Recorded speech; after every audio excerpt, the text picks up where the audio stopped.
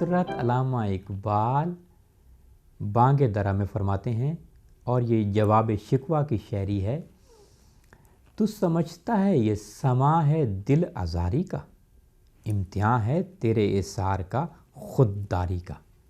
You deem this is cause of grief, your heart is mortified, but know your pride, your sacrifice, thus once again are tried۔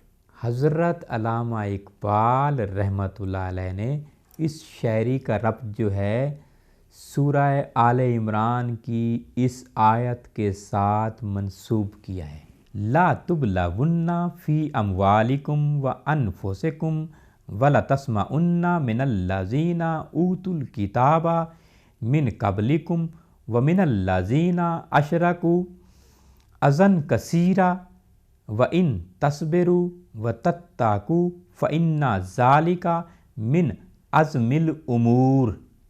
اے اہل ایمان، تمہارے مال و جان میں تمہاری آزمائش کی جائے گی، اور تم اہل کتاب سے اور ان لوگوں سے جو مشرک ہیں بہت سی دکھ کی باتیں سنو گے۔